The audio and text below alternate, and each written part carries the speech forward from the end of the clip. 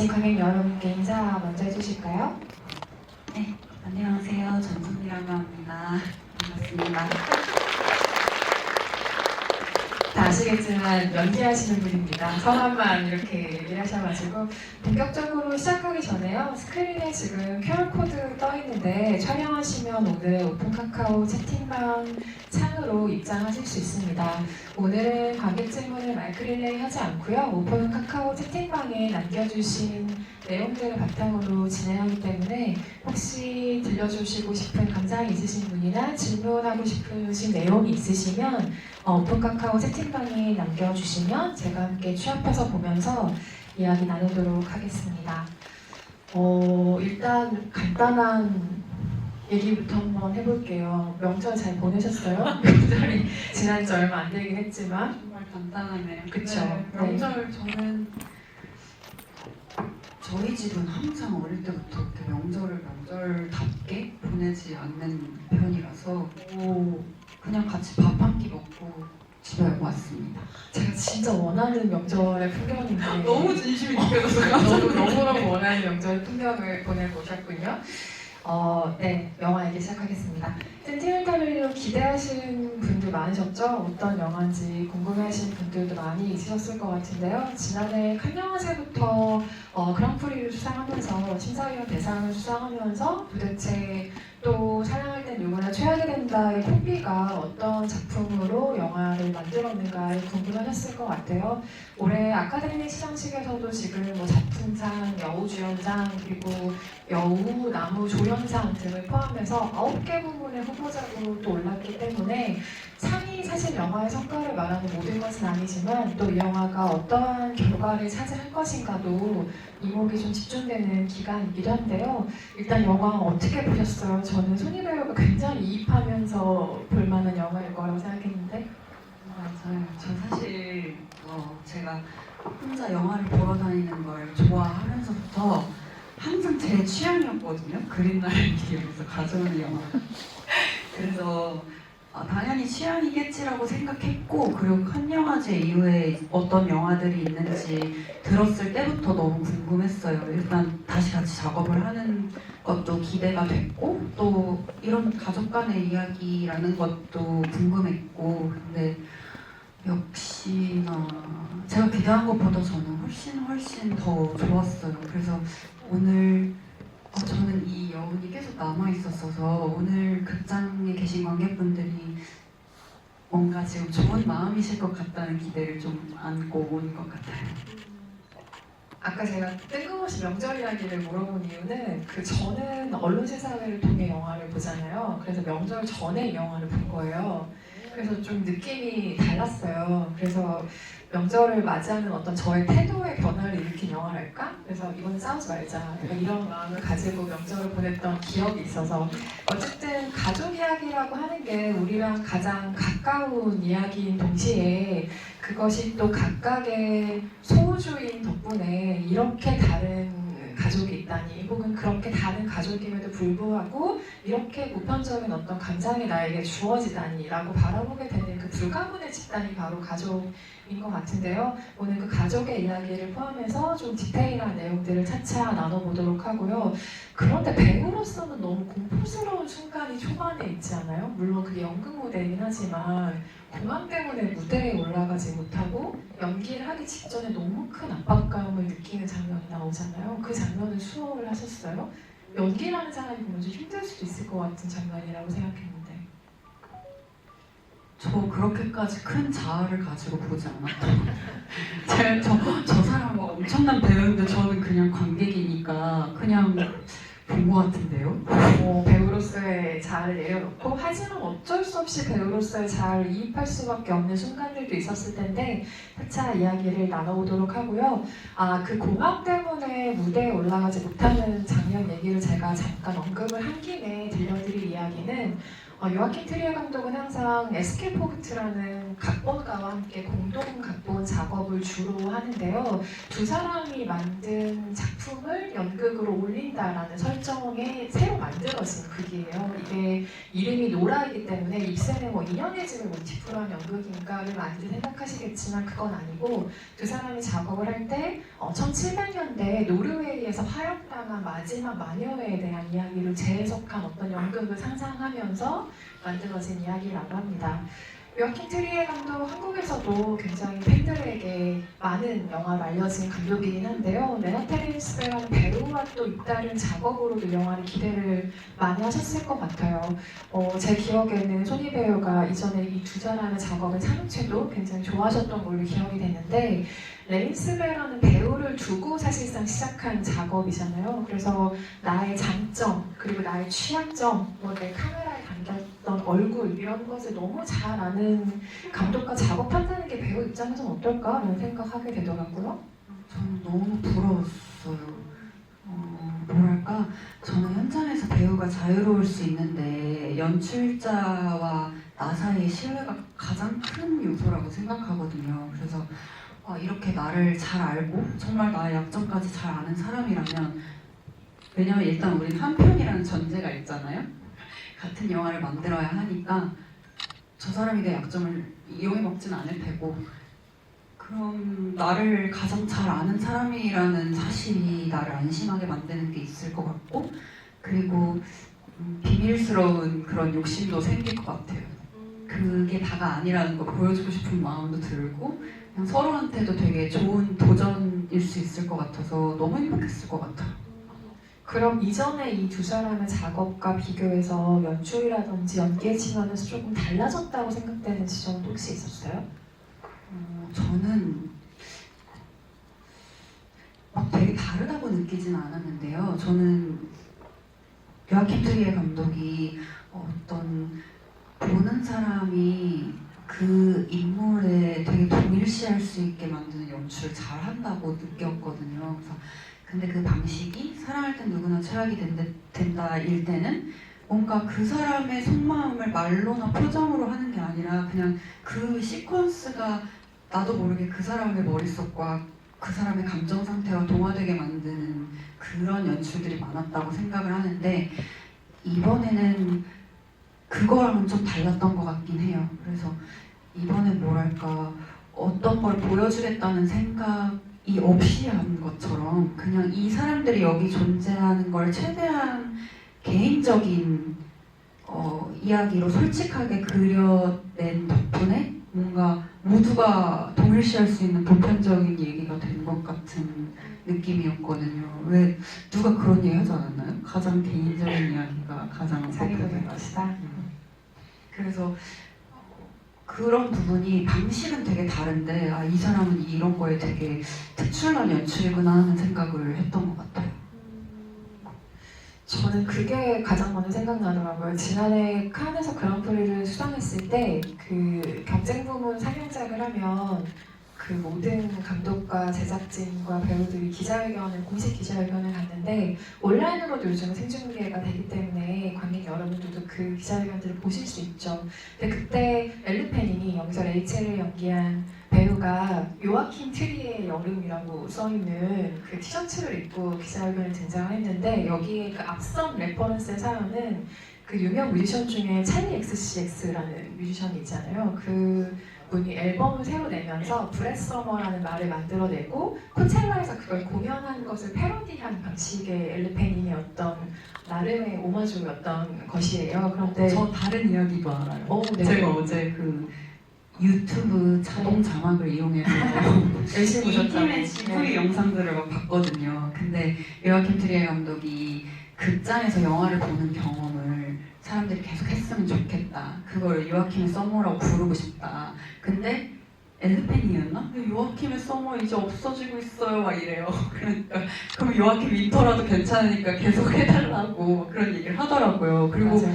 찰리 XCX가 공연할 때 그거 하지 않았어요? 뒤에? 네, 맞아요. 그래서 저 그거 캡처해가지고 그 영화 기다려야지 막 이랬거든요. 아니 그래서 그 이야기를 만들어내서 엘르페닌이 그렇게 티셔츠 입고 나온 다음에 사람들이 만날 때마다 물어본 거예요. 요아킴 트리에한테 그래도 네 여름이 뭔데? 막 이렇게 물어보고 나서 본인이 어떤 답변을 생각을 해낸 거죠. 그런데 엘르페닌이 그런 존중감을 보이는 의미는 그러니까 자신만의 어떤 고요한 여름 풍경의 이야기를 만들어내고 그럴 자격이 있는 아티스트라는 의미로 요아킴 트리에게 그런 이름을 붙여준 것이라고 해요. 그래서 생각해보니 요아킴 트리의 영화에서 항상 여름이 조금 중요하게 작용을 하는 계절 배경이었다는 생각이 든과 동시에 감독이 배우를 생각하고 쓴 각본이면서 배우를 가장 잘 파악하는 방식의 영화라고 생각했지만 역으로 요아킴 트리에라는 연출가와 작가가 같이 작업한 배우들에게 굉장히 많은 부분을 들키고 또 같이 반영이 되면서 만들어진 영화라는 걸 볼 수 있는 아주 단편적인 에피소드라는 생각이 들었고요.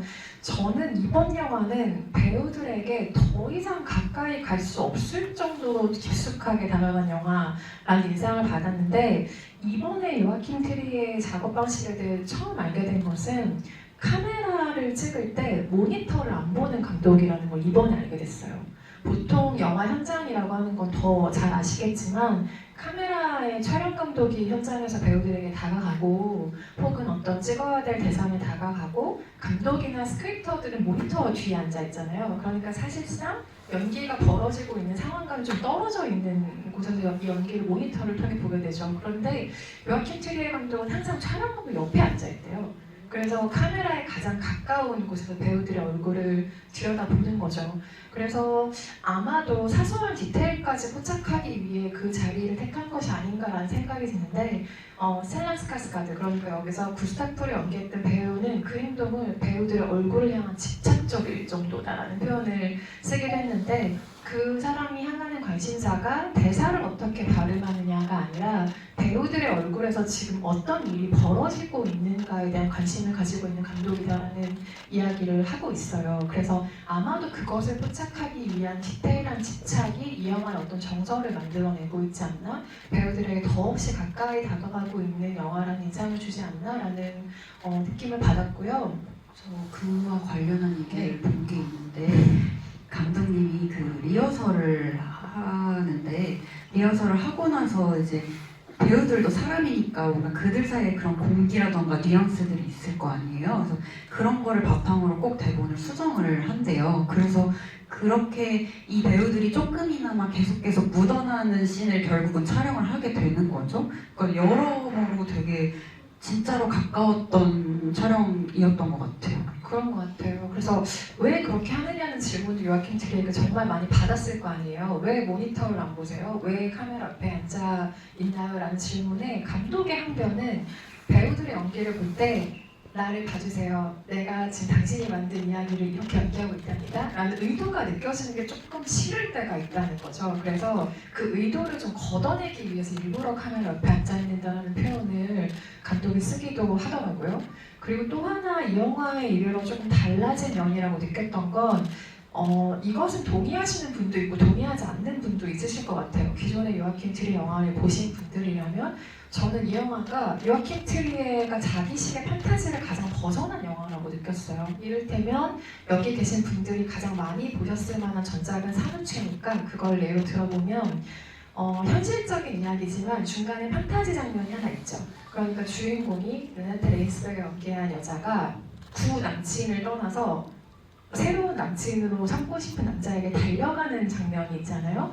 그럴 때 도시 전체가 멈춰 있고 이 여자만 막 달려가는 듯한 어떤 일종의 현실적인 판타지 장면이 있는데 저는 이 영화에서는 그마저도 허락이 되지 않는 느낌을 받았어요. 이전에 델마라든지 그것은 또 공포의 기저를 가지고 있는 영화니까 조금 더 그런 씬들이 있었을 텐데 혹은 더 거슬러 올라가서 라우더맨 밤주라든지 여러 가지 이 사람의 연출작엔 약간의 판타지적인 상상력의 요소들이 인물들의 감정을 대변하는 무언가로 쓰인 경우들이 있다고 생각했는데 이 영화에서는 아무리 생각을 해도 그 바닷가에서 아침에 레이첼을 마차에 태워서 호텔로 보내주는, 그러니까 판타지는 아니지만 그 정도의 현실적인 무언가만 허락된 터치의 영화라는 생각 때문에 조금은 판타지성을 완전하게 좀 벗어나버린 시도를 하고 싶었던 영화가 아닌가라는 어떤 의중을 가지면서 이 영화를 좀 진입할 수 있었던 것 같고요. 그 중심에 가족관계가 있죠. 사실 이건 굉장히 오래된 소재이고 우리가 아마도 영원히 얘기를 할 소재잖아요. 가족관계 사이의 해묵은 상처, 감정 이런 걸 들여다보는 작품을 좋아하는 편이에요. 누군가에겐 전혀 선호하지 않는 주제일 수도 있을 것 같은데. 그럴 수 있겠네요. 저는 좋아하는 편이에요. 저는 유독 이 영화 관람평에 그런 얘기가 많더라고요. 뭔가 영화의 이런 기능을 언제나 기다리는 관객들한테 답이 되어줄 만한 영화라는 표현들이 되게 많았는데 저도 그런 류의 관객이라서 저는 이런 가족 관계에서 생겨나는 문제들이 누구에게나 조금 숙제같이 느껴지는 다들 가지고 있는 거라고 생각을 해요. 그래서 어쩌면 이 영화를 별로 그닥 특별할 게 없는데라고 받아들일 수 있는 사람이면 행복할까? 라는 생각도 해봤고 그냥 이런 거를 보고 싶어서 영화를 보는 것 같아요. 현실에 나는 그렇지 못하더라도 그런 모습을 보고 싶고 그런 마음을 먹게 하는 순간을 만나고 싶어서. 지금 말씀하신 것과 제 감상도 좀 비슷한 것 같은데 저는 영화 혹은 연극 혹은 드라마라는 매체 예술에서 가족이란 건 진짜 마르지 않는 셈인 것 같아요. 파도 이야기할 주제가 있는 항목이라는 생각이 드는데 더불어 또 하나의 어떤 그냥 가벼운 생각이라면 장례식이 역시 있어야 가족이 모이는 새로운 상황이 발생하기에 진짜 좋은 어떤 터치가 된다라는 생각도 해봤는데 그때 아버지가 정말 오랜만에 나타나서 이제 제대로 대화할 때가 된 것 같다라는 말 하잖아요. 하지만 딸은 갑자기 아빠 노릇하겠다고 나설까봐 걱정이다라는 그 팽팽한 견해 차이를 보이게 되는 것도 처음 그 장례식에서 오랜만에 조우했을 때죠. 그 이후로 이제 이 가족의 해묵은 갈등이 무엇인지가 켜켜이 드러나게 되는데 저는 이 영화 전체를 관통하는 대사 중에 하나가 넌 날 닮았어 인 것 같아요. 그러니까 그거는 뭐 가족이니까 DNA적으로 닮았다는 표현보다 어쩌면 구스타프는 굉장히 무심한 아버지 같지만 노라의 분노와 슬픔을 자신의 경험으로 잘 알고 있는 사람일 거라는 생각을 영화를 보면서 하게 됐어요. 그러니까 나름의 동질성이 있는 거죠. 그래서 이 동질성을 막 일일이 대사로 설명하는 대신에 모두의 얼굴이 막 겹치는 그 표현주의 방식의 몽타주를 사용한다던가 하는 식으로 감독이 표현을 했겠지만 노라의 입장에서는 아버지가 떠난 것을 이유를 전혀 이해하지 못한 채 성장했다는 아픔이 있고 그리고 어머니와 떨어져서 그 죽음의 애도를 제대로 하지 못한 채 어쩌면은 자기가 그 죽음을 막을 수 있지 않았을까 하는 죄책감을 안고 자랐을 그렇게 자라서 아버지가 됐을 구스타프의 상처는 사실상 종류는 다르지만 비슷한 것이라는 생각이 들기도 하거든요. 각각 노라는 떠나는 아버지의 뒷모습을 지켜봐야 됐고 구스타프는 문을 닫아버린 어머니의 모습을 기억해야 되는 어린 아이들이었잖아요. 그런데 그걸 완전히 이해하지 못했을 그 두 사람은 그대로 어른으로 자라버렸기 때문에 각각 이런 상처를 가지고 있는 서로를 어떤 방식으로 대해야 될지도 모르는 상황에 놓인 사람들이죠. 그러면서 노라는 또 한층 더 겹이 씌워진 것이 배우가 됐기 때문에 다른 사람의 감정을 느끼고 다른 사람이 되어서 그 감정을 느끼는 게 내 감정을 조금 더 안전하게 느끼는 식이란 한 겹의 겹을 더 가진 사람이 되어버리죠. 그런데 저는 노라의 이 대사가 나왔지만 구스타프가 영화를 만들게 된 것도 마찬가지 이유일 거라고 생각해요. 내가 영화를 만들면서 조금 더 안전하게 자신의 감정을 풀어낼 수 있는 방법, 조금 더 안전하게 가족이든 자신의 상처든 무엇이든 털어놓을 수 있는 방법으로서 영화 만들기를 이 가족들이 택했다라는 생각이 드는데 누군가는 이 아버지가 굉장히 매정하게 보이시겠죠? 저도 처음에 그랬어요. 그런데 영화를 계속 반복해서 보다 보니까 저는 이 각본을 준 이유가 뭐 여러 가지 이유가 있겠죠. 딸의 명성을 좀 이용하고 싶은 마음도 있고 너 최근에 연극 시리즈 잘 됐으니까 좀 투자되지 않을까 뭐 이런 마음도 있었을 거고 복합적인 마음이 있었겠지만 저는 이 딸이 자기가 쓴 이 글을 한번 발음해보길 원했을 거라는 생각이 굉장히 많이 들더라고요. 그래서 후반부에 그 아버지가 쓴 각본을 읽으면서 더 이상 못하겠다. 혼자서는 못하겠고 나에겐 집이 필요하다라는 부분을 읽으면서 노래가가 우는 장면이 있잖아요. 그래서 구스타프의 어머니이자 자기 자신을 연기하게 하는 그 기회를 딸에게 주고 싶었던 아버지의 좀 못난 변명 같은 영화가 아닌가. 결국에는 그의 마음까지 조금 이해해버리고 많은 그런 영화가 된 게 아닌가라는 생각이 들었고, 만약에 할리우드에서 할리우드 스튜디오 방식으로 이 영화를 만들었다면 저는 조금 더 멜로드라마적인 형태가 됐을 수 있을 것 같아요. 갈등을 해소하고 사랑을 확인하고 이런 방식의 가족 드라마가 됐을 수도 있는데, 조금 독특한 결을 가진 감성적인 드라마가 된 것은 아마도 할리우드 스튜디오 바깥에서 제작된 영화이기 때문이 아닌가 라는 생각이 듭니다. 그 여러 인상적인 캐릭터 가운데 집도 하나의 캐릭터라고 볼 수 있을 만한 영화예요. 그리고 집에 쌓인 시간, 기억, 상처, 아주 여러 가지 감정의 레이어들을 다루는 방식인데요. 이건 어떻게 느껴졌어요? 이 방식은? 저는 처음에 나를 집이라고 정하고 쓴 에세이로 시작하잖아요. 저는 너무 좋았어요. 뭔가 비유적인데 제가 몰입하기에 너무 쉬운? 그러니까 뭔가 공감하기가 되게 좋았던 것 같고, 저도 모르게 그냥 그 말 한마디에 나도 모르게 집이 갑자기 살아있는 것처럼 느끼게 되잖아요.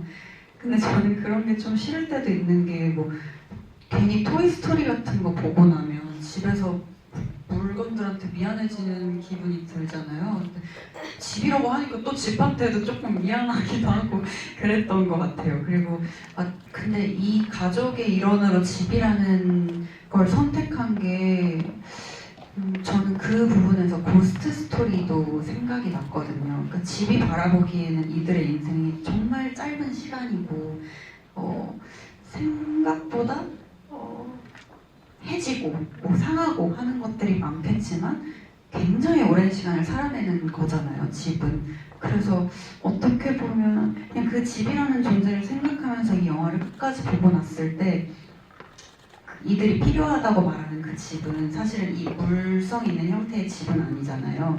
근데 그 마음의 집이라는 것도 어쩌면 진짜 내가 느끼기에 내 집이 다 망가지고 해졌다고 생각했는데 다시 보수할 수 있겠다는 희망을 좀 주는 것 같았어요.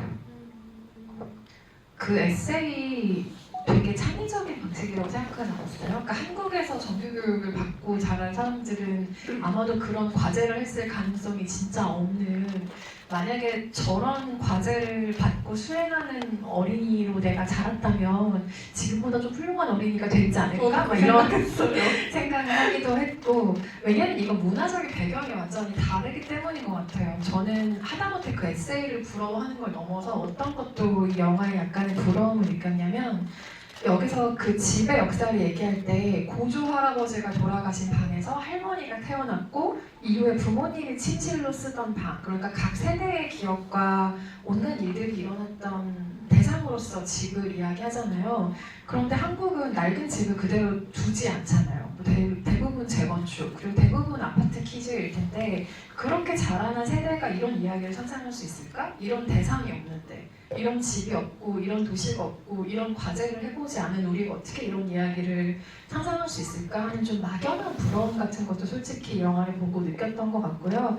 처음에 이 영화의 그 집을 소개하는 방식을 생각해보면 노르웨이 오슬로의 풍경들을 쭉 보여주고 도시 전경을 보여주다가 공원을 보여주고 그 사이를 훑고 있고 집에 다가가죠. 그래서 창문과 외벽도 보여주고 벽에 있는 낡은 흔적들도 보여주고 누군가의 나레이션이 나오는데 우리는 영화가 끝날 때까지 이 존재가 누군지 알 수 없어요. 이 존재는 벤테고르슨이라고 하는 배우가 한 나레이션인데 이 사람이 누군지는 잠시 후에 제가 다시 얘기를 드릴 거고요. 손희 배우가 얘기한 것처럼 그렇기 때문에 이 집이라는 거는 한 인간의 삶보다 오래된 존재죠. 어떤 가족의 전체 시간보다도 오래된 존재인데 한 자리에서 시간과 기억과 소음과 고요와 그 모두를 간직한 목격자로서의 존재가 이 영화 속의 집이라는 생각이 들어요. 그리고 실제로 요아킨 트리에 감독의 가족도 증조 할아버지가 1906년도에 지은 집을 얘네 가족이 소유했던 경험이 있다고 하니까 어느 정도 좀 자전적인 이야기가 반영이 됐을 거라는 추측이 가능하죠. 실제로 이 감독의 외할아버지는 에릭 레헨이라는 노르웨이에서 활동했던 뮤지션이자 영화 감독인데요. 이 사람이 2차 세계대전 중에 레지스탕스로 활동을 하다가 강제 노동 수용소에 끌려가는 일이 실제로 발생을 하게 돼요. 그렇게 풀려났을 때 그 트라우마가 가족들에게 엄청나게 세대별로 영향을 미치게 된 거죠. 그래서 아마도 그 외할아버지가 영화 작업을 한 것도 가족들이 생각하기에는 고통을 극복하기 위한 일환이 아니었나라고 생각을 한다고 하는데요.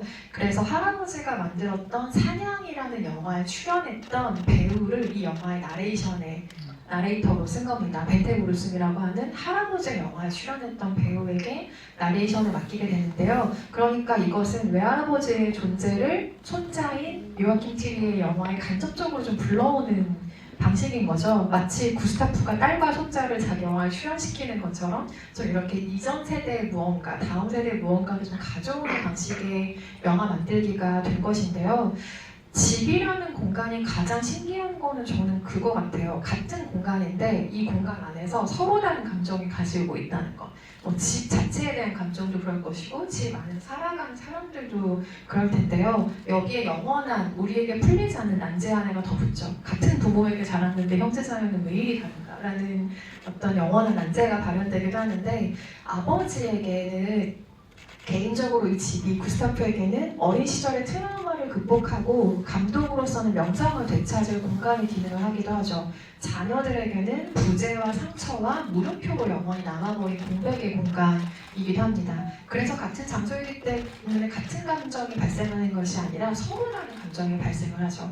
자매들의 경우에도 동생은 난 항상 여기서 살고 싶었다 라는 얘기를 하는가 하면 언니 노라는 여기서 살고 싶었다고 하는 반응을 보이기도 하고요. 이 집과 관련해서 또 하나 중요하게 대해가는 장소는 아그네스, 동생이 찾는 후반부의 기록 보관소라는 생각이 듭니다. 잠깐 등장하는 공간치고는 좀 정성스럽게 보여준다는 생각이 들지 않으세요? 보관소에 찾아가는 과정, 기록이 어떤 식으로 쌓여있는지 그 아카이빙의 과정을 영화가 구체적으로 보여주는데요.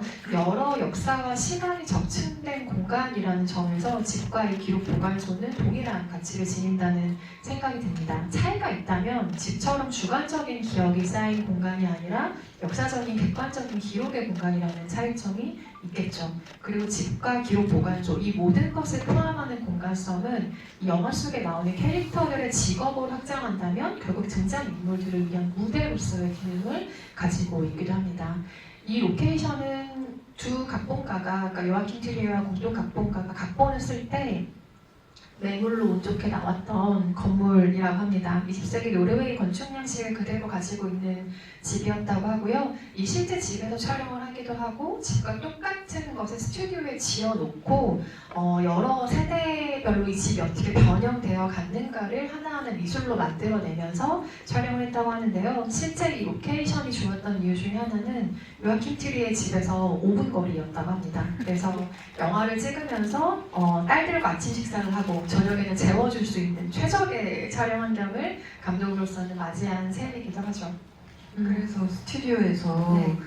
그 집인 줄 착각하고 집에 걸어가려고 나왔는데 스튜디오였다 막 이런 얘기도 하더라고요. 정말 디테일하게 많이 찾아보셨군요. 센티멘탈 밸류라는 그 감정적인 기류 자체에 대한 이야기도 조금 해볼까요? 그러니까 인물들의 우울감이라든지 아니면 감정적으로 좀 어긋난 관계를 우리가 좀 센티멘탈이라는 단어로 압축해서 부르기도 하는데 이게 사실 영상으로 표현하기 되게 어려운 장치라는 생각이 들거든요. 그냥 뭐 대사로 우울해 한다고 해서 그 감정이 표현되는 것도 아닌 것 같고요. 센티멘탈 밸류라는 영화가 이 감정들은 어떤 방식으로 정확하게 좀 보여주고 있다고 느꼈어요? 그걸 말로 설명하기엔 저의 지적 능력이 좀 부족할 것 같은데 제가 받아들이기에는 이 영화가 그거를 너무 전달하려고 애쓰지 않는 것 같아서 저한테 잘 전달이 됐다고 느낀 것 같아요. 그냥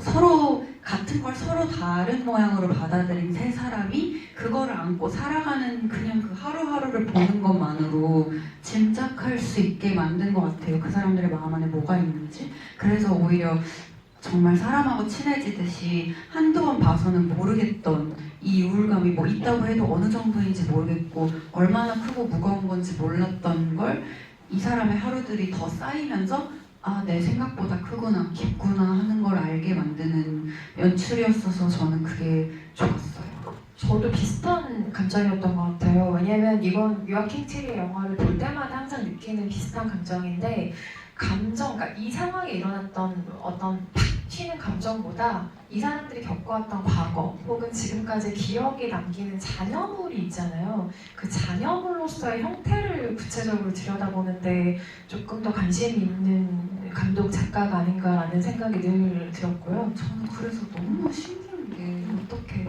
사실 어떤 감정 하나를 표현하려고 해도 그것도 어렵잖아요. 근데 이 흐름들이 결국에는 그 감정으로 닿을 것이라는 생각을 가지고 이 각본을 쓰는 과정이 전 너무 이해가 안 되고 너무 멋있는 것 같아요.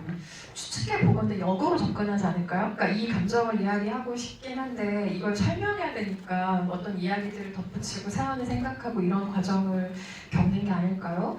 그래서 저는 항상 요아킨 트리에가 비슷한 이야기를, 그러니까 비슷한 이야기라고 해서 자기 독자라는 얘기는 전혀 아니고 좀 항상 천착하는 주제가 있다는 생각이 드는데 가족이라는 집단 내에서 발생하는 상처의 원상이 어떤지를 늘 들여다보기를 주저하지 않는 감독이라는 생각이 들고 이걸 각 개인의 문제로 가져간다면 어떤 이유로 내가 지금 삶의 목표가 없어 혹은 방향을 잃었어 그런 사람들의 자기 자신을 그럼에도 알아내려는 약간 투쟁의 이야기가 항상 이 사람 영화에 있다는 생각이 들어요. 그래서 공통적으로 발견된 정서가 있죠. 삶에 좀 우울감을 느끼는 사람들 그리고 누군가의 죽음에 영향을 미치기도 하고 관계가 단절되기도 하고 어떤 언어와 상황으로도 설명할 수 없는 나의 불가해한 어떤 슬픔 같은 것들이 있고 또 하나 드물게 간헐적으로 발견되는 것이라면 카메라를 들고 무언가를 포착하는 사람들의 이미지가 있다는 거죠. 산후책을 떠올려 보면 여주인공이 사진을 찍는 사람이었다는 기억이 아마 떠오르실 거예요. 그래서 그런 포착하는 이미지들을 영화 예술과 좀 연결시켜보려는 시도가 항상 이 감독의 영화에 있다는 생각이 들고 이건 조금 조심스러운 이야기긴 한데 저는 감독이 만드는 영화들이 노르웨이 배경이라 좀 더 느껴지는 어떤 특징이 있다는 생각이 들어요. 무슨 얘기냐면 북유럽이잖아요. 선진국이죠. 그리고 여유가 있는 나라잖아요. 근데 이 나라가 뭐 국제 분쟁에 휘말린다거나 아니면 그 나라에서 빈곤이 가장 큰 사회 문제라거나 경제적인 불평등이나 계급 갈등이 가장 큰 사회 문제가 되는 나라가 아니란 말이죠. 그러면 저는 그런 사회일수록 시선이 굉장히 작은 단위로 향한다고 생각해요. 그게 가족이라는 집단이라던가 아니면 개별 자아로 향하는 거죠. 그래서 이런 문화적인 배경에서 자란 감독들이 가장 잘할 수 있는 이야기가 나는 누구인가 혹은 내가 가진 문제라는 무엇인가 이런 좀 개인의 삶에서 일어나는 복잡한 감정 개인적이고 내밀한 비극, 정신적인 문제들을 향할 여지가 좀 있다는 생각이 들어요. 그래서 요아킨 트리에가 좀 이런 방식들로, 이런 소재들로 이 모호한 감정들, 우울감, 사회적인 어떤 것에서 오는 나의 박탈감 같은 것을 어떻게 영화에서 시각적, 청각적으로 구현할 수 있을까를 점점 더 탐구 영역으로 좀 넓혀가는 감독이 아닌가라는 생각이 들 때가 있습니다. 그런데 이 영화에는 직업군이 영화를 만드는 사람들이란 좀 특수한 상황이 있잖아요. 저희 영화처럼 내가 너무 잘 아는 직업군이 캐릭터로 등장할 때는 이입이 더 쉬워요? 아니면 반대로 좀 더 안 돼요? 어떤가요? 반반인 것 같아요. 그러니까 나랑 뭐 내가 이해할 수 있는 구석이 있으면 좀 더 빠져들게 되는데 당연히 그 같은 일을 대하는 태도나 방법이 다를 수 있잖아요. 그래서 그럴 때 약간 멀어지게 되기도 하죠. 이 영화의 경우에도 딱 반반이었나요? 특히 노라의 경우에는? 혹은 레이첼의 경우? 근데 이번에는 그냥 다 좀 더 빠져들게 된 것 같아요. 어떤 그런 그 개인이 느끼는 공포라든지 아니면 그 조바심 있잖아요. 욕심이 나고 내가 더 잘 알고 싶은데 진짜 나에게 이 글을 준 감독님만은 실망시키고 싶지 않은데 어떤 그런 너무 간절하고 막 애타는 그런 마음은 너무 알겠으니까 그래서 더 입이 됐던 것 같아요. 지금 이 말을 듣고 보니까 어쩌면 그 초반에 노라가 공황 때문에 연기를 하지 못할 위기에 처한 상황보다 레이첼이 이 감독의 마음에 들지 못해서 너무 안간힘을 쓰고 있는 그 장면이 배우로서 좀 더 공포스러웠을 수 있겠다는 생각이 스치네요.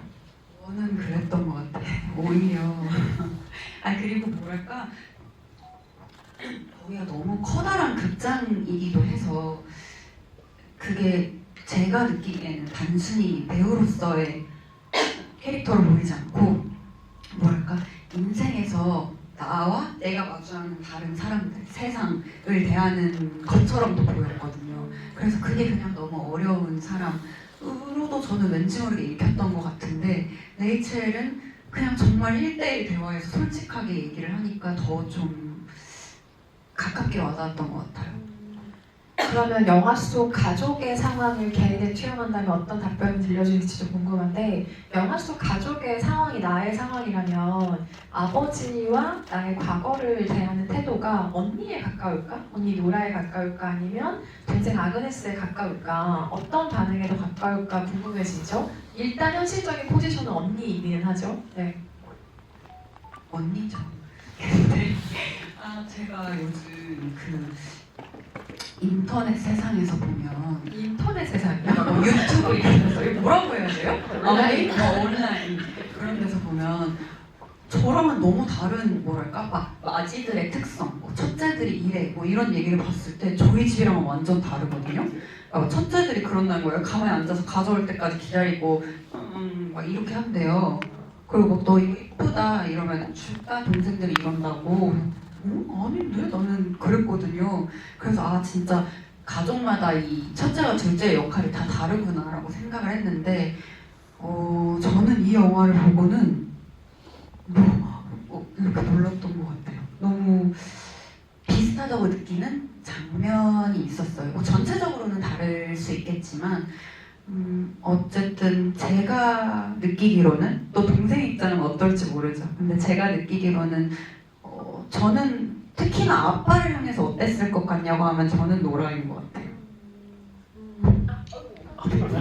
네, 일단 자매로서 들려주실 이야기가 또 있을 것 같은데 이거는 잠시 후에 또 이야기 나누도록 하고요. 이 가족의 어떤 비극이라면 그걸 구스타프와 노라의 경우를 한정한다면 자기가 속하는 예술의 분야로만 그 예술의 방식으로서만 세상과 진지하게 소통할 수 있는 사람들이라는 좀 굉장히 안쓰러운 한계들이 있는 것 같아요. 그러니까 구스타프의 캐릭터를 어떻게 좀 만들어 갔을까를 상상을 해보면 저도 이 캐릭터에 제가 연민을 느끼는 나이가 될 줄은 몰랐는데 전쟁 전후에 자란 세대잖아요. 전쟁 전후에 자란 세대는 전쟁 세대가 아는 트라우마를 계속 보고 자라는 세대일 수밖에 없잖아요. 그런 부모 밑에서 성장한다는 것은 자기 감정을 억누르는 것을 먼저 배워야 된다는 뜻이기도 한 것 같아요. 그러니까 그 전 세대가 겪은 일들이 인생에서 너무 거대한 어떤 일들을 겪었기 때문에 내 감정 따위는 그냥 묻어두는 법을 먼저 배우는 세대인 것 같거든요. 저는 트라우마의 바로 아래 세대가 된다는 것을. 그래서 근데 그런 데다가 사회적으로 어떻게 해야 한다는 어떤 지침이 훨씬 많았을 남성이기도 하잖아요. 그래서 감정에 발화하는 방법을 전혀 배우지 못한 채 성장하는 세대가 그 세대라는 생각이 들거든요. 그래서 이 캐릭터 자체를 연민하게 됐다기보다 좀 세대론적인 차원에서 구스타프를 연민하게 되는 구석이 좀 있는 것 같고 서툴지만 그러니까 각본을 세상에 비닐봉지에 담아서 이렇게 건네주는 게 너무 싫긴 하지만 그리고 딸들에게 자신의 방식으로 좀 폭력적인 화해를 요구하는 것이 좀 싫긴 하지만 어떻게 보면 자신만의 방식으로 진짜 애를 쓰면서 과거와 화해하려는 세대로서 이 구스타프가 보인다는 것도 좀 제가 이 영화를 약간의 나이가 들어서 보게 됐을 때 좀 달리 보이는 지점이었던 것 같기도 하고요. 그런데 아버지가 제안한 출연을 거부하는 마음도 너무 이해는 되잖아요. 그래서 손희 배우 유형이 너무 궁금했던 게 그 거절하는 마음은 또 뭐였을까? 그리고 각본을 읽어보고 난 이후에 눈물을 흘리는 것은 어떤 식으로든 그 글에 감안했다는 건데 그 사이의 변화를 어떻게 이해하고 봤을지 너무 궁금했어요. 근데 저 사실 두 번째 하신 질문은 저한테도 좀 어려운 부분이었어요. 왜냐면 그 글이 너무 다 읽고 싶잖아요. 다 그렇죠? 다 그러시죠? 뭐가 있었길래 저렇게 달라지지? 하는 궁금함이 저도 있었는데 뭐 그게 뭔지 모르는 게 맞다고도 생각하기는 했어요. 일단 거절하는 마음은 깊은 의도를 몰랐다고 하더라도 내가 아빠랑 뭔가를 같이 하고 싶은 생각이 전혀 없을 것 같았고 그리고 그 의도를 이해했다면 아빠가 시도하는 그 무엇을 도와주고 싶지 않았을 것 같아요. 그게 뭐 화해건 반성이건 뭔가 뭔가 달라지려는 어떤 도전이건 그거를 나한테 도와달라고 할 자격이 있어? 라고 생각했을 것 같고 그리고 아빠랑 가까워지는 것도 두려웠을 것 같고 피하고 싶었을 것 같아요. 그래서 그 각본 안에 뭐가 있었을지 너무 궁금하고 그리고 저는 역시 세 명이 다 있어야 됐던 것 같은데 결국에 그 각본에 뭐가 있었다 한들 아그네스가 가져와서 언니가 나한테 한 번만 읽어줄 수 없을까라고 하지 않았다면 그 각본에 뭐가 담겨있든 전달될 수 없었을 것 같거든요. 맞아요. 근데 저는 그 각본을 읽는 장면에서 초반에 너무 초반 장면이라 내 기억에 구체적으로 남아있지 않지만 혹시 이게 연결이었나? 라고 생각되는 게 초반에 나레이션이었어요. 그래서 그 나레이션을 한번 찬찬히 다시 보니까 이런 구절이 있는 거예요. 집이 소음보다 싫어한 건 침묵이었다. 아버지가 떠난 뒤에 집은 점점 가벼워졌다. 소음은 사라졌지만 집은 아버지가 만든 소리를 그리워했다. 이게 그 노라가 쓴 에세이라는 설정하에 누군가의 목소리로 이걸 들은 경험을 우리가 하게 되는 거잖아요. 이 초반 나레이션에 조응하는 게 저는 이 각본을 읽는 장면이라고 생각했어요. 무슨 얘기냐면 이 에세이의 집, 그러니까 소음보다 침묵을 싫어했고 점점 가벼워졌고 사라졌지만 소리를 그리워한 이 집이라는 존재를 자신을 투영해서 노라가 쓴 글이지만 그 집 대신에 노라를 대입해도 전 이상하지 않은 문장들인 것 같더라고요. 그러니까 노라는 소음보다 싫어한 게 침묵이었다. 아버지가 떠난 뒤 노라는 점점 가벼워졌다. 소음은 사라졌지만 노라는 아버지가 만든 소리를 그리워했다고 다 치환되는 문장들이라는 생각이 뒤늦게 들면서 그렇게 좀 이해할 수 없었던 서로의 소음의 시절을 지나서 그리고 서로에게 말들이 완전히 소거된 그 음소거의 상태를 마주하기까지 시간을 그 글들이 메워주고 있다는 생각이 들었어요. 어쩌면 말보다 나은 침묵을 이 두 사람은 공유하는 법을 배웠을지도 모르겠다라는 생각이 들었고 그렇다고 저는 이 영화의 결론이나 이 사람들의 감정 상태가 서로를 이해하고 치유가 시작됐다. 절대 이렇게 보지는 않아요. 다만 적어도 대면할 수 있게는 되었다 정도에서 마무리되는 것도 이 영화가 선택한 좀 현실적인 지점이 아닌가라는 생각이 들고요. 가족 구성원들의 이야기를 따라가면 이해가 조금 더 쉬운 내용이긴 하지만 우리에게는 외부인 레이첼도 있습니다. 엘레페닝은 사실 거의 고래 싸움 사이에 낀 새우 같은 역할을 담당한다고 생각하는데요. 레이첼의 입장에서 이 모든 상황을 보면 좀 달리 보이는 영화 지점들도 있지 않나요? 근데 그녀에게 미안하지만 레이첼의 입장에서 보진 못했던 것 같아요. 그러니까 레이첼의 입장으로 제가 느꼈던 게 있다면 뭔가 소외감? 뭔가 더 알고 싶고 이미 나한테 어느 정도 보여줬잖아요. 근데 나는 이걸 다 알지는 못해. 어떻게 해도 다 알 수 없을 거라는 느낌은 이미 나한테 왔어.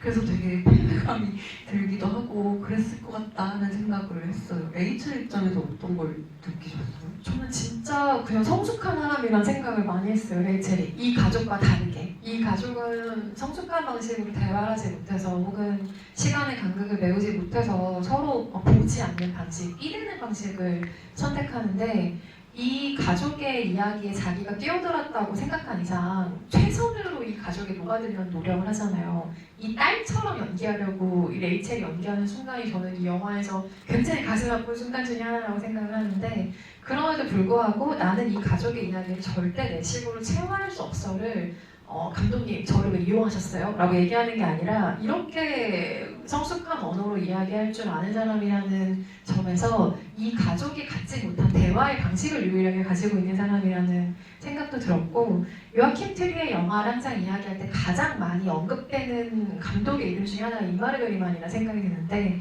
신뢰벽이라는 구조 자체도 그렇지만 좀 다루고 있는 이야기의 화법들도 비슷한 결들이 좀 있죠. 근데 저는 이 레이첼이라는 캐릭터가 인마르 베리만의 색채와 굉장히 많이 겹치는 인물이라는 생각도 들었던 게 자기가 아닌 정체성을 연기해야 된다라는 설정은 인마르 베리만의 영화에 자주 등장하는 설정이기도 하거든요. 그래서 실제로 아까 잠깐 언급한 얼굴이 막 마구 중첩되는 숏 같은 것은 굉장히 구체적인 오마주이기도 하고 그래서 레이첼에게서 뜻밖의 조금 인마르 베리만의 성격들과 색채들을 읽어내게 된 그런 영화이기도 했습니다.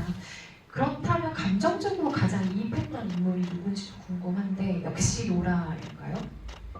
였던 것 같아요.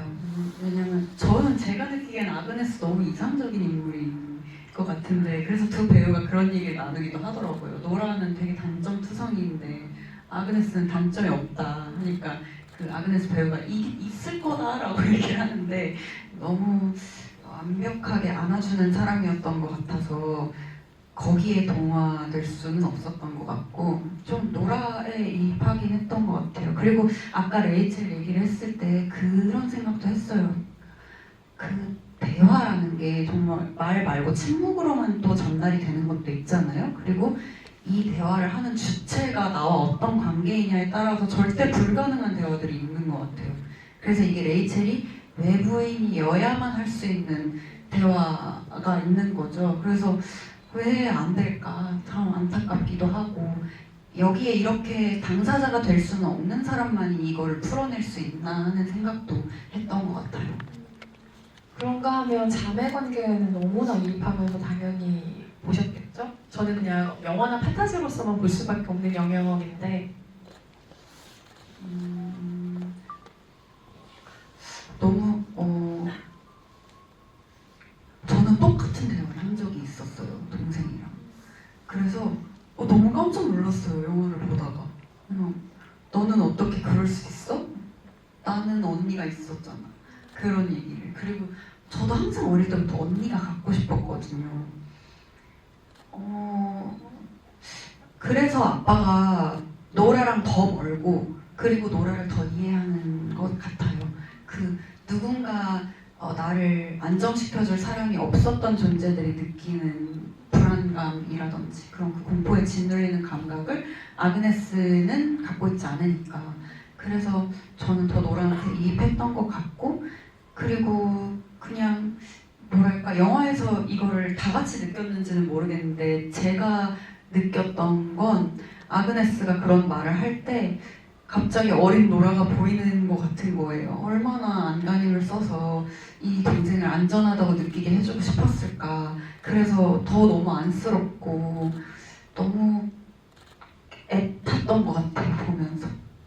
영화를 볼 때 가장 감정적으로 확 이입이 되는 장면이 그 장면이잖아요. 왜 너는 망가지지 않았지? 언니가 있었잖아 라고 말한 대목에서 약간 속절없이 우와 이렇게 돼버리는 구석이 있는데 그걸 실제로 경험했다니까 너무 신기하고 역시 자매는 너무 부럽다 이런 생각도 드는데 거기서 두 자매가 영화 안 포옹을 하잖아요. 이게 그 아그네스를 연기한 인가 배우의 애드리브였다고 해요. 원래는 포옹하는 것까지는 없었고 사랑해라고 말하는 장면은 더더욱 없었는데 너무 그 순간에 배우가 느낀 감정을 표현해보고 싶었다는 거죠. 그런데 아까도 이야기했듯이 요아킨 트리에는 카메라 바로 옆에서 배우의 반응을 살피는 감독이기 때문에 해도 돼 이렇게 언지를 줬다고 해요. 그래서 그 각본에는 없었지만 포옹하는 장면, 사랑해 그리고 나도 사랑해라고 하는 이런 게 등장을 한 건데 외국 영화, 특히 할리우드 영화 보면 I love you가 진짜 무슨 추임새처럼 등장하잖아요. I love you baby 막 이런 게. 그런데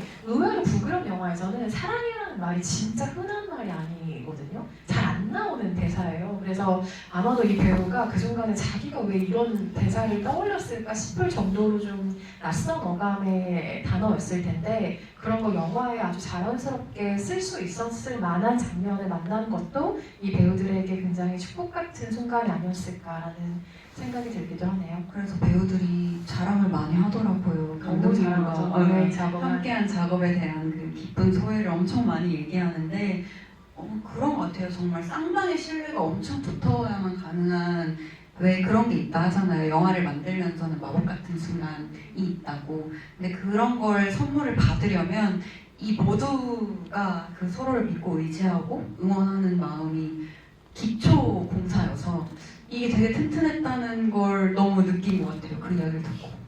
기초공사라는 표현이 굉장히 재밌네요. 이 영화가 예술과 삶의 상관관계에 어쩔 수 없이 생각하게 하는 지점들이 있다고 생각하는데 이 영화에서 그게 어떤 식으로 그려졌다고 생각하는지도 궁금하고 평소에 개인이 가지고 있는 그 생각이 있을 거 아니에요. 삶과 예술의 관계에 대한 생각들을 직업적으로도 개인적으로도 많이 할 텐데 어떤 점이 또 이 영화가 표현하는 방식과 같고 또 어떤 점이 달랐는지도 궁금하더라고요. 뭔가 되게 어슴푸레하게만 남아있는 기억인데 제가 어린 날에 언젠가 예술은 왜 필요할까? 뭐 이런 생각을 했던 것 같아요.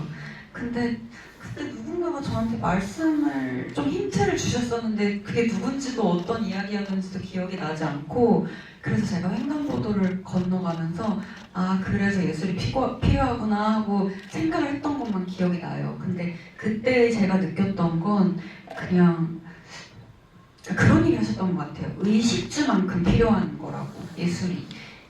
그런데 그때 제가 느꼈던 건 예술이라는 건 그냥 내 눈앞에 펼쳐진 세상을 어떻게든 다르게 바라보게 만드는 필터 같은 거였던 것 같아요. 근데 어떻게 보면 그렇게 바라봐야만 보이는 것들이 엄청 많은 곳에 엄청 많이 혼재해 있잖아요. 그러니까 인간인 내 눈으로는 볼 수 없는 너무 많은 것들이 있어서 내가 어떤 예술을 통과해서 나의 새로운 눈을 가졌을 때 보게 되는 것들을 경험하고 살 수 있도록 하는 게 예술이 아닐까라고 생각했던 것 같고 영화 안에서도 이들이 그렇게 사용한 것 같아요. 그냥 내가 사람인 본인으로서 뭐 아빠로서 딸로서 할 수 없는 것들을 어떤 이 작업을 통해서 그리고 내가 한다는 것조차 모르는 상태로도 하게 되는 것 같아서 그냥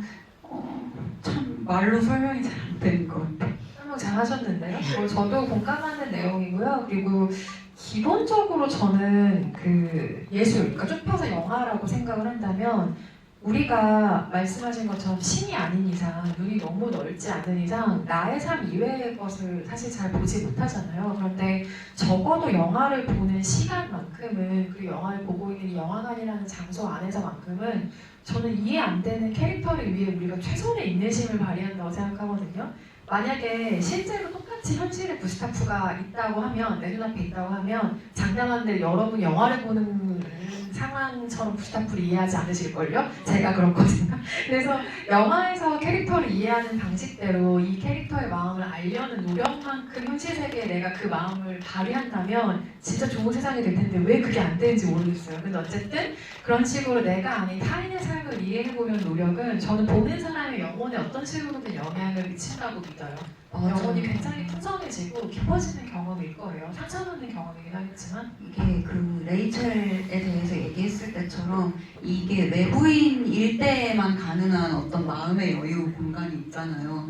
근데 저는 어릴 때 그렇게 생각했던 것 같아요. 연극을 보면서 어떻게 보면 이거 다 가짜인 거 우리 다 같이 알고 있는데 그걸 믿어주는 거잖아요. 근데 그렇게 그 믿겠다고 앉아있는 이 사람들이 너무 순진해 보이는 거예요. 근데 진짜 그럴 때만 가능한 이해심이 있는 것 같고 그렇게 해서 나도 모르는 사이에 조금 마음을 열고 보면 거기에서만 볼 수 있는 거 말고 극장을 나가서 또 다른 걸 볼 겨를이 생기는 거죠. 공감과 치유의 차원에서도 얘기할 수 있을 것 같은데 이를테면 저는 영화가 주는 치유의 기능에 속하는가 말한다면 폭넓은 다수의 공감을 끌어내는 집단 치유의 기능이 하나가 있고 그러니까 예를 들면 애도 같은 정서들 있죠. 그리고 또 한쪽에는 개인적 차원, 그러니까 영화를 작업하는 사람 개인의 차원의 해소와 치유가 있다고 생각하는데 저는 이 영화는 후자인 것 같아요. 그러니까 예술이라는 카테고리 자체에 대한 폭넓은 접근이었다면 아까 손희 배우가 궁금했었던 구스타프의 각본, 영화 만들기 혹은 노라의 연기가 어떤지에 대한 조금 더 디테일한 접근이 이 영화에 있었을 거라는 생각이 드는데 사실상 그 부분은 거의 거세되어 있는 거나 마찬가지잖아요. 그래서 그렇다기보다 예술이 어떤 기능을 하느냐에 대한 구체적인 내용보다 예술과 삶이 만나는 곳에서 발생하는 접점을 들여다보고 싶은 영화였다는 생각이 드는데 가령 예술가여도 그들은 누군가의 부모이거나 자식이란 너무 당연한 사실이 있잖아요. 그래서 훌륭한 예술가가 훌륭한 가족 구성원은 아닐 수 있다라는 것 그리고 그들의 예술이 개인적 치유와 과정에서 매개체가 될 수 있다. 개인의 어떤 매개체가 될 수 있다는 가능성의 탐색을 이 영화를 통해 보여준 게 아닌 건가 싶고 특히 마지막 장면까지 이야기를 연결해 생각해 본다면 우리가 영화라는 것, 드라마라는 것 그런 매체를 통해서 보는 그 장면 뒤의 세계를 마주하게 하려는 어떤 노력들이 이 영화 전반에 걸쳐 있다라는 생각이 들어요. 그러니까 우리는 실제 감정들이 존재하는 세계를 마지막으로 이 영화에서 보게 되는 거죠. 예술이 삶에 어떤 식으로 기여하게 될 수 있는지를 보게 되는 과정인 것 같습니다. 채팅창에 질문 남겨주신 것 중에 준이, 그러니까 전소니 배우의 동생이자 뮤지션인 전준희 씨를 말씀하시는 거겠죠? 준희 씨도 이 영화를 보셨는데 굉장히 흥미로운 질문이었나요? 혹시 준희 씨가 반응해준 게 있으세요? 아니요, 제가 어제 보라고 했어요. 꼭 봐야 된다고. 그래, 아직 안 봤겠죠? 그리고 또 이런 질문 주신 분 계신데요. 제가 질문하고 싶었던 내용 중에 하나이기도 해요. 이 영화 제목이 센티멘탈 밸류잖아요. 그러니까 개인적인 기억이나 사물의 개인적인 가치를 부여하는 것을 센티멘탈 밸류라고 부르기도 하는데 그런 대상이 있는지에 대한 질문을 주시기도 했네요. 저는 없는 것 같아요. 근데 그게 항상 저는 그런 거이길 바라거든요. 어떤 풍경이길 바라서 내가 어릴 때 자주 갔던 길목, 막 자주 갔던 가게 이런 게 있으면 그 근처에 가는 걸 되게 좋아하는데 정말 1년 1년이 지날수록 싹 다 없어져요. 이제 거의 하나도 안 남은 것 같아요. 그래서 그게 너무 속상하고 그리고 저는 뭔가 모든 게 사라진다는 것에 대한 자포자기를 좀 일찍 한 것 같아요. 그래서 어떤 물건이 그걸 담아줄 수 있다고 기대하지 않는 것 같아요. 낭만이 없어요. 이번에는 낭만을 좀 기대하면서 제가 물어보고 싶은데요. 집에 관련된 질문을 주신 분도 많이 계세요. 이 두 질문을 한번 엮어서 질문을 해볼게요. 일단 전소니 배우에게 집이란 질문을 주신 분과 집이라는 게 하우스와 홈의 뜻이 두 개가 있잖아요. 영화를 보면서 집의 의미를 또 어떻게 받아들이셨냐는 집에 대한 두 개의 질문을 한번 드려보겠습니다. 근데 저 개인한테 있어서는 하우스와 홈이 굉장히 하나 되어 있는 상태인 것 같아요. 그래서 저는 집의 상태가 너무 중요하고 제가 그렇게 느낀다는 사실을 깨달은 지 얼마 안 됐거든요. 그러니까 이게 어릴 때 가족들이랑 다 같이 사는 집이었을 때도 그랬지만 지금 혼자 사는 상태가 됐을 때도 이 집의 상태가 저는 약간 생물처럼 느끼는 것 같아요. 그래서 이 집이 상태가 안정적이고 좋아야 저도 그 안에서 쉬는 게 가능한 것 같다는 생각. 그래서 근데 주로 영화를 보는 동안은 주로 하우스라고 생각했던 것 같아요. 왜냐면 앞에 에세이 때문인지 집이라는 존재를 계속해서 상기하게 됐거든요. 맞아요. 캐릭터처럼 계속 좀 받아들이게 되는 면이 있어서 그런 게 있죠. 각본을 볼 때 노라처럼 이게 너무 자신의 이야기처럼 느껴져서 절로 눈물이 난 적 있으신가요? 라는 질문도 주셨네요. 그러지는 않았던 것 같아요. 의외인데? 없어요? 저 요즘 눈물이 별로 없어요. 과거에도 없었어요? 과거엔 많았는데 요즘 아니 각본 읽을 때 운 적이 없어요? 각본을 읽을 때 내가 운 적이? 나 이 영화 보고 내가 울었냐고 하는 줄 알았어. 각본 읽을 때 운 적 많죠. 그게 너무 내 얘기 같아서요? 그건 아닌 것 같은데. 근데 여러분 영화 보거나 책 보실 때 눈물 나는 게 나 같아서가 아니고 읽는 동안 제가 걔가 되지 않아요? 그래서 나 이미 슬픈데? 막 이렇게 되는 거 아니에요? 아닌가? 잘 모르겠어.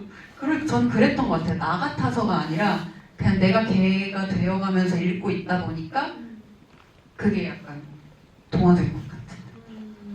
이 질문을 마지막으로 드려볼까요? 굉장히 날카로운 질문입니다. 프레임 안에 들어가면 누구든 연기를 시작한다고 생각하는데요. 지금 이 GD 자리도 포함인가요? 라는 질문 주셨네요.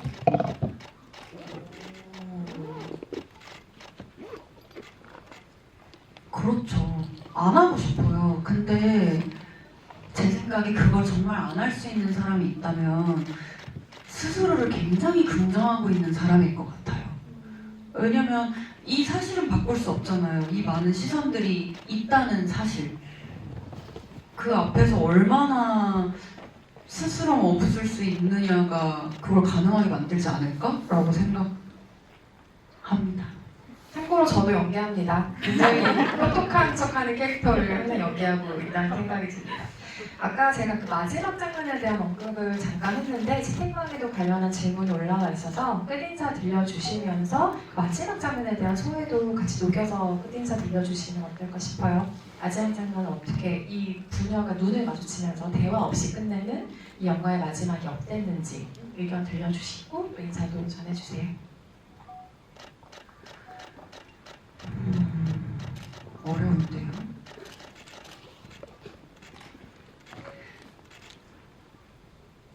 그게 가능한 순간이 오기를 많이 기다렸을 것 같아요. 그냥 내가 누군가와 눈을 오래 마주칠 수 있다는 건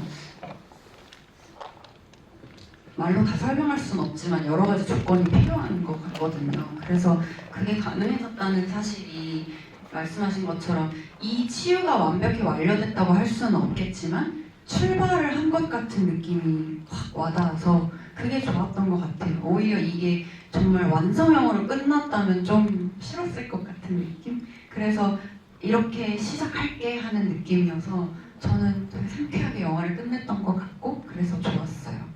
그리고 저 영화가 너무 좋았어서 오히려 더 말을 못하게 된 것 같은데 이렇게 개인적이고 뭔가 나를 돌아보게 만들고 내 주변을 다시 보게 만드는 영화를 항상 보고 싶어요, 저는. 그래서 이 영화를 이렇게 볼 수 있게 돼서 너무 기쁘고 관객분들께서도 이 영화를 궁금해 해주시고 이렇게 극장에 찾아와 주셔서 너무 감사하다는 말씀을 드리고 싶어요. 그 구스타프 배우께서 상을 받고 수상소감으로 그 얘기를 하셨더라고요. 극장에서 영화를 봐야 된다. 불이 꺼지는 순간에 모두가 똑같은 호흡이 되는 그 경험을 해봐야 한다. 그래서 그 경험을 하러 와주신 것에 감사를 드리고 싶고 조심히 돌아가셨으면 좋겠습니다. 감사합니다. 각자의 감상으로 사유가 뻗어나가기를 제안하는 마지막 장면으로 끝나는 영화니까요. 여러분의 개인적인 마음과 연결되어서 또 어떤 사유를 이 영화가 가져다 줄지 저도 굉장히 궁금합니다. 좋은 주말 마저 보내셨으면 좋겠고요. 센티멘탈 밸류 주변에 좋은 입소문도 많이 부탁드리겠습니다. 전소님을 위한 차기작도 많이 기다려주시기 바랍니다. 감사합니다.